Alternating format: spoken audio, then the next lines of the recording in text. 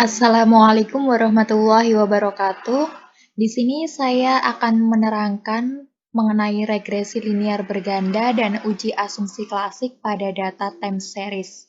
Sebelumnya perkenalkan, saya Uswatun Hasanah dengan NIM B100180275, kelas L Ekonometrika, Prodi Manajemen, Fakultas Ekonomi dan Bisnis, Universitas Muhammadiyah Surakarta. Sebelum menginjak pada kasus yang akan dianalisis, kita harus mengetahui konsep dasar dari analisis regresi linear berganda, yaitu yang pertama, bertujuan untuk mengetahui pengaruh dua atau lebih dari variabel independen atau X terhadap variabel dependen atau Y. Jadi di sini untuk analisis regresi linear berganda itu memiliki variabel independen atau X-nya itu lebih dari satu. Kemudian yang kedua, menurut V. Wiratna Sujarweni tahun 2014, pada buku halaman 181, model regresi berganda dapat disebut sebagai model yang baik, memiliki ketepatan dalam estimasi, tidak bias, dan konsisten jika model tersebut memenuhi asumsi normalitas dan bebas dari asumsi klasik multikolinearitas, heteroskedastisitas, dan autokorelasi untuk data time series. Kemudian tahap analisisnya yang akan kita lakukan yaitu yang pertama, persiapkan tabulasi data penelitian. Kemudian yang kedua, analisis regresi linear berganda plus uji asumsi klasik dengan SPSS. Kemudian yang ketiga, melihat dasar pengambilan keputusan dalam uji normalitas, multikolinearitas, heteroskedastisitas, autokorelasi, linearitas, dan regresi linear berganda uji T dan uji F. Kemudian yang keempat, pembahasan dan pembuatan kesimpulan. Di sini kita masuk pada langkah yang pertama, yaitu menyiapkan data penelitian. Di sini menggunakan data time series, yaitu permintaan mobil baru di Amerika Serikat tahun 1971 sampai 1986. Di sini ada variabel dependennya, yaitu variabel Y. Mobil baru terjual dalam ribuan, tidak disesuaikan musiman. Untuk variabel independennya ada 5, yaitu variabel X1, mobil baru indeks harga konsumen tahun 1967 sama dengan 100, tidak disesuaikan musiman. Untuk variabel X2 yaitu indeks harga konsumen, semua item, semua konsumen perkotaan tahun 1967 sama dengan 100, tidak disesuaikan secara musiman. Untuk variabel X3 yaitu Personal Disposable Income atau PDI, miliaran dolar, tidak disesuaikan dengan variasi musim. Kemudian untuk variabel X4 yaitu suku bunga, persen, kertas perusahaan, pembiayaan ditempatkan langsung. Untuk variabel X5 atau variabel terakhir yaitu tenaga kerja sipil yang dipekerjakan dalam ribuan, tidak disesuaikan dengan variasi musim. Di sini datanya dari tahun 1971 sampai 1986. Di sini berjumlah N-nya 16. Dengan K atau variabel independennya itu ada 5. Kemudian kita langsung masuk ke aplikasi SPSS. Pada variabel view kita masukkan nama variabelnya Y untuk label mobil baru terjual dengan desimal 0. Kemudian variabel X1 untuk mobil baru dengan desimal 1. kemudian X2 dengan label indeks harga konsumen dengan desimal 1, variabel X3 itu personal disposable income dengan desimal 1, kemudian X4 itu suku bunga dengan desimal 2, kemudian variabel X5 dengan label tenaga kerja dengan desimal 0. Di sini desimalnya kita sesuaikan dengan data awal. Kemudian kita masuk ke data view. Di sini saya sudah mengcopy paste dari Excel tadi, muncul seperti ini. Kemudian kita klik analyze, kemudian kita klik regression, kemudian kita klik linear,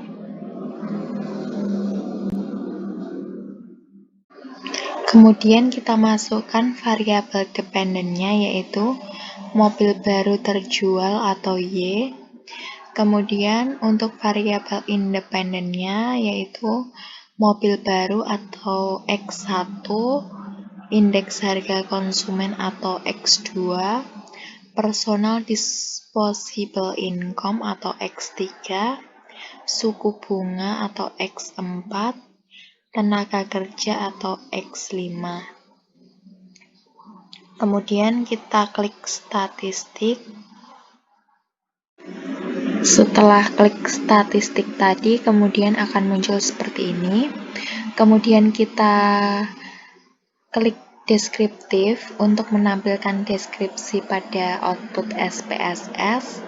Kemudian kita klik collinearity diagnostic. Ini untuk melakukan uji multikolinearitas. Kemudian kita klik Durbin-Watson.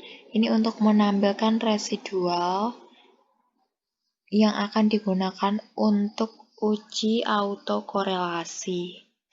Kemudian kita klik continue. Kemudian kita klik plot. Akan muncul kotak dialog seperti ini. Pada kolom Y kita masukkan S receipt. Kemudian kolom X kita masukkan Z spread. Kemudian kita klik histogram, kemudian kita klik normal probability plot. Ini untuk melakukan uji heteroskedastisitas. Kemudian kita klik continue. Kita melakukan uji yang pertama pada uji asumsi klasik yaitu uji normalitas. Di sini dasar pengambilan keputusan uji normalitas itu probability plot. Menurut Imam Ghazali tahun 2011, halaman 161, model regresi dikatakan berdistribusi normal jika plotting atau titik-titik yang menggambarkan data sesungguhnya mengikuti garis diagonal. Untuk melihat uji normalitas, kita dapat melihatnya pada grafik.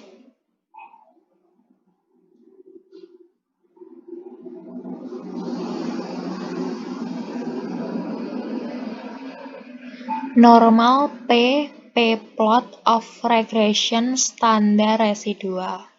Nah, tadi dijelaskan bahwa model regresi dikatakan berdistribusi normal jika data plotting atau titik-titik yang menggambarkan data sesungguhnya itu mengikuti garis diagonal. Nah, pada kasus ini titik-titiknya juga mengikuti garis diagonal, sehingga model ini dikatakan berdistribusi normal.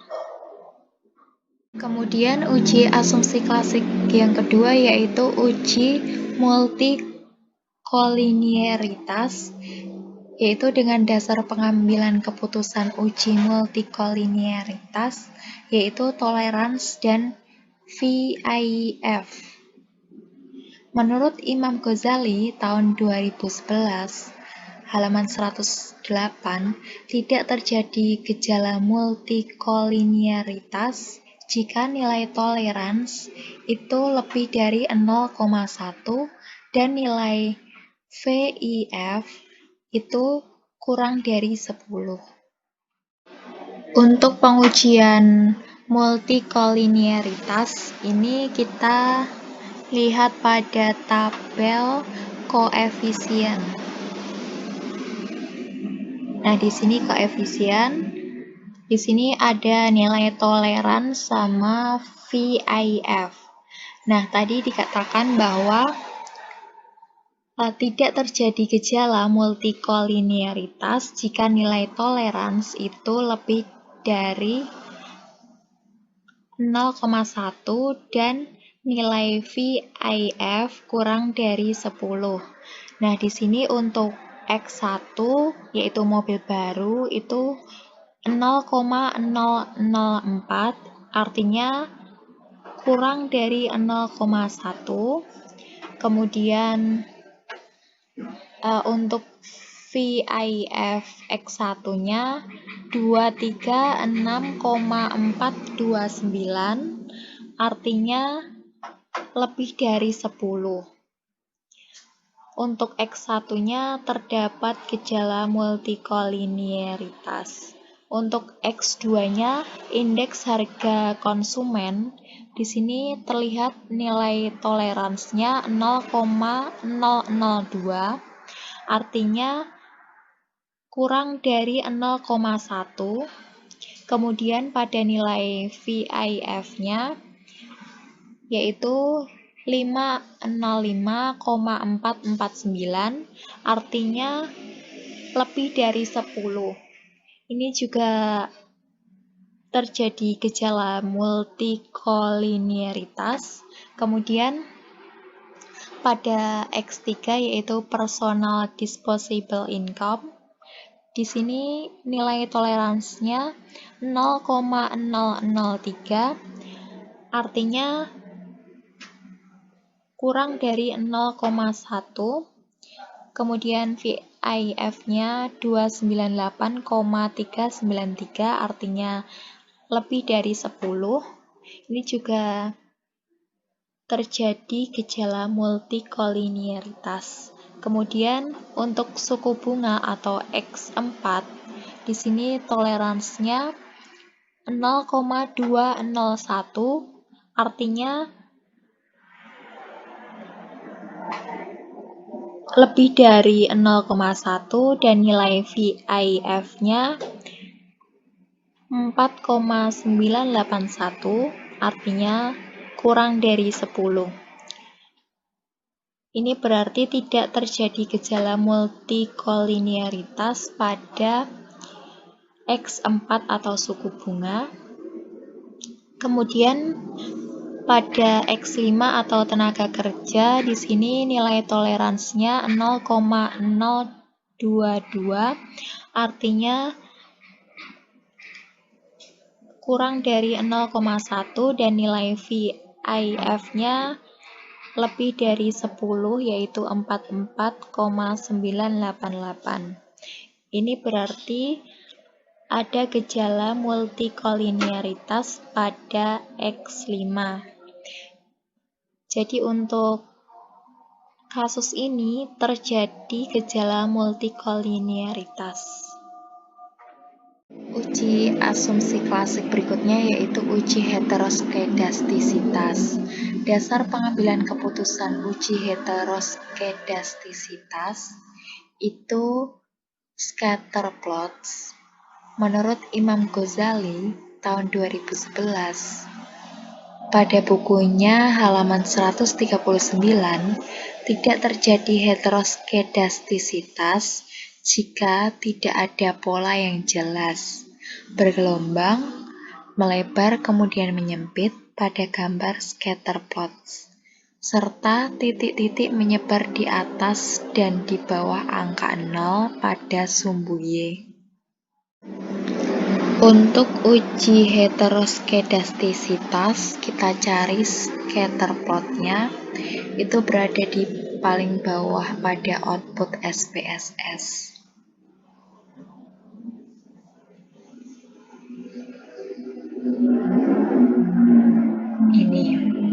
scatter plot, variable dependent, yaitu mobil baru terjual. Tadi menurut Imam Ghazali menjelaskan bahwa jika tidak ada pola yang jelas dan menyebar di atas dan di bawah angka 0 pada sumbu Y, maka tidak terjadi heteroskedastisitas. Nah, di sini juga tidak ada pola yang jelas titik-titiknya. Kemudian menyebar di atas dan di bawah angka 0 pada sumbu Y. 0 pada sumbu Y. Nah, ini titik-titiknya juga menyebar di atas dan di bawah angka 0. Berarti kesimpulannya, tidak ada gejala heteroskedastisitas pada kasus ini. Uji asumsi klasik berikutnya yaitu uji autokorelasi. Dasar pengambilan keputusan uji autokorelasi yaitu Durbin-Watson. Menurut Imam Ghazali tahun 2011, pada bukunya halaman 111, tidak terjadi gejala autokorelasi jika nilai Durbin-Watson terletak antara DU sampai 4 min DU. Untuk nilai Durbin-Watson bisa kita lihat pada tabel model summary. Nah, di sini terlihat bahwa nilai Durbin-Watson yaitu 1,544. Kemudian kita cari DU dan 4 min DU-nya. Pembahasan dan kesimpulan uji autokorelasi. Yang pertama, nilai DU dicari pada distribusi nilai tabel Durbin-Watson berdasarkan K itu 5. K di sini adalah variabel independennya X1, X2, X3, X4, dan X5. Kemudian N-nya 16, yaitu jumlah datanya 16 dengan nilai signifikansi 5% atau 0,05. Kemudian yang kedua, nilai Durbin-Watson senilai 1,544. Ini dari model summary tadi. Kemudian yang ketiga, kita cari nilai DU-nya. DU dengan K-nya 5 dan N-nya 16. K-nya 5. K-nya 5 ini DU, N-nya 16 di sini. Ketemu 2,1567. Ini berarti DU-nya lebih dari Durbin-Watson senilai 1,544. Kemudian kita cari nilai 4 min DU. Sehingga menghasilkan 1,8433. Ini berarti lebih dari Durbin-Watson. Menurut Imam Ghazali tadi, dikatakan tidak terjadi gejala autokorelasi jika nilai Durbin-Watson terletak antara DU sampai 4 min DU. Nah, di sini terlihat bahwa nilai Durbin-Watson-nya tidak berada di tengah-tengahnya, melainkan Durbin-Watson-nya paling rendah, yaitu Durbin-Watson dulu, kemudian 4 min DU, kemudian baru DU. Sehingga disimpulkan bahwa kasus ini ada gejala autokorelasi. Kemudian selanjutnya kita akan mengambil keputusan dengan uji T. Dasar pengambilan keputusan uji T parsial regresi linier berganda berdasarkan nilai signifikansi. Menurut Imam Ghazali 2011 halaman 101, jika nilai signifikansinya kurang dari 0,05, maka artinya variabel independen atau X secara parsial berpengaruh terhadap variabel dependen atau Y. Untuk melihat nilai signifikansi secara parsial, itu kita bisa melihat pada tabel koefisien. Nah, di sini ada nilai signifikansi secara parsial. Untuk mobil baru atau X1, di sini terlihat nilai signifikansinya 0,458, artinya lebih dari 0,05, sehingga secara parsial X1 tidak berpengaruh terhadap Y. Kemudian X2 yaitu indeks harga konsumen, di sini terlihat bahwa nilai signifikansinya 0,059, artinya lebih dari 0,05,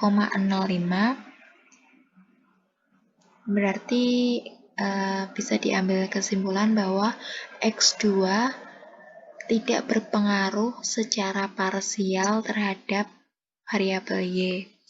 Kemudian X3 yaitu personal disposable income, nilai signifikansinya 0,094, artinya lebih dari 0,05, sehingga dapat disimpulkan bahwa X3 tidak berpengaruh secara parsial terhadap variabel Y. Kemudian variabel X4 yaitu suku bunga. Di sini nilai signifikansinya 0,558, artinya lebih dari 0,05, sehingga dapat disimpulkan bahwa X4 tidak berpengaruh secara parsial terhadap variabel Y. Kemudian di sini variabel X5 yaitu tenaga kerja, nilai signifikansinya 0,511, artinya lebih dari 0,05, sehingga dapat disimpulkan bahwa X5 tidak berpengaruh secara parsial terhadap variabel Y. Kemudian untuk uji T ada metode lain yaitu dasar pengambilan keputusan uji T parsial regresi linier berganda berdasarkan nilai hitung dan tabel. Menurut V. Wiratna Sujarweni tahun 2014 pada bukunya halaman 155, jika nilai T hitung lebih dari T tabel, maka artinya variabel independen atau X secara parsial berpengaruh terhadap variabel dependen atau Y. Nah, di sini kita mencari nilai T tabel terlebih dahulu. Di sini saya sudah menyiapkan distribusi tabel T. Rumus mencari T tabel yaitu alfa dibagi 2 titik koma N min K min 1 sama dengan 0,05 dibagi 2 titik koma 16 min 5 min 1, sehingga diperoleh 0,025 titik koma 10, sehingga kita tarik nilai 0,025 dan nilai 10.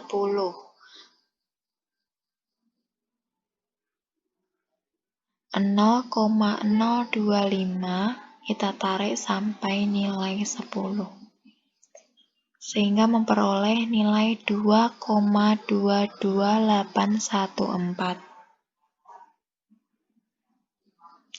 Nilai T tabelnya 2,22814. Hasil dari T tabel tadi yaitu 2,22814.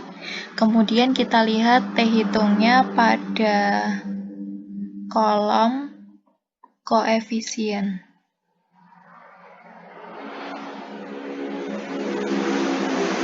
Nah, di sini ada nilai T hitung. Untuk X1 yaitu mobil baru, T hitungnya 0,771. Ini berarti T hitung kurang dari T tabel sebesar 2,22814. Kemudian untuk X2 yaitu indeks harga konsumen. Di sini T hitungnya yaitu minus 2,129. Artinya T hitung kurang dari T tabel sebesar 2,22814. Kemudian untuk X3 yaitu personal disposable income. Di sini T hitungnya yaitu 1,850. Berarti T hitung kurang dari T tabel sebesar 2,22814. Kemudian untuk X4 yaitu suku bunga. Di sini T hitungnya minus 0,606. Artinya T hitung kurang dari T tabel sebesar 2,22814. Kemudian X5-nya yaitu tenaga kerja. T hitungnya 0,682. Artinya T hitung kurang dari T tabel sebesar 2,22814. Untuk X1 sampai dengan X5 tadi kurang dari T tabel. Artinya X1 sampai X5 itu secara parsial tidak berpengaruh terhadap variabel Y. Tadi sudah melakukan uji T. Uji T itu digunakan untuk melihat variabel independennya berpengaruh secara parsial terhadap variabel Y. Kemudian di sini kita akan melakukan uji F, yaitu pengaruh variabel independen secara simultan atau bersama-sama terhadap variabel dependen atau variabel Y. Nah, di sini dasar pengambilan keputusan uji F simultan regresi linear berganda berdasarkan nilai signifikansi. Menurut Imam Ghazali tahun 2011, pada bukunya halaman 101, jika nilai signifikansi kurang dari 0,05, maka artinya variabel independen atau X secara simultan berpengaruh terhadap variabel dependen atau Y. Untuk melihat nilai signifikansi, untuk pengujian uji F itu kita bisa melihat pada kolom ANOVA. Kolom ANOVA.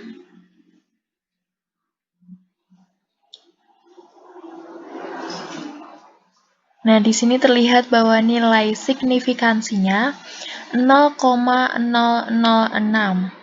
Artinya di sini nilai signifikansi pada kasus ini kurang dari 0,05.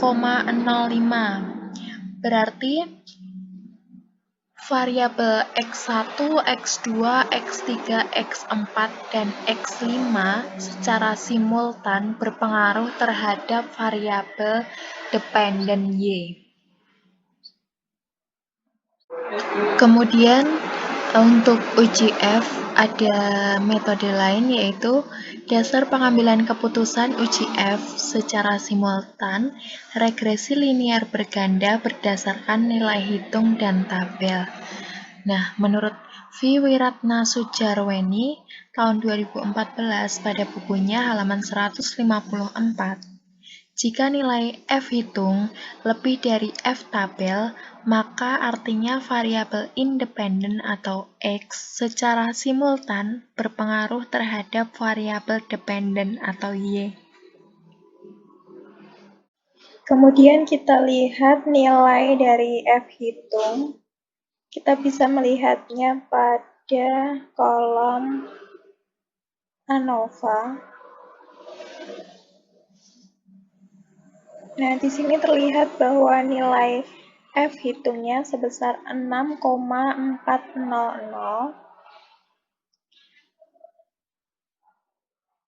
Kemudian kita cari F tabelnya dengan menggunakan rumus, yaitu K titik koma N min K. K di sini adalah variabel independennya, yaitu 5. N adalah jumlah data, yaitu 16 dikurangi K, yaitu 5. Jadi 5 titik koma 11. Kita cari di tabelnya angka 5. Kita tarik sampai dengan angka 11, menghasilkan nilai 3,20. Nah, ini adalah nilai dari F tabel. Kemudian nilai dari F hitung tadi yaitu 6,400, artinya F hitung lebih dari F tabel. Maka variabel independen yaitu variabel X1 sampai dengan variabel X5 secara simultan berpengaruh terhadap variabel dependen atau Y. Demikian yang dapat saya sampaikan. Bila ada kekurangan, saya mohon maaf yang sebesar-besarnya. Terima kasih. Wassalamualaikum warahmatullahi wabarakatuh.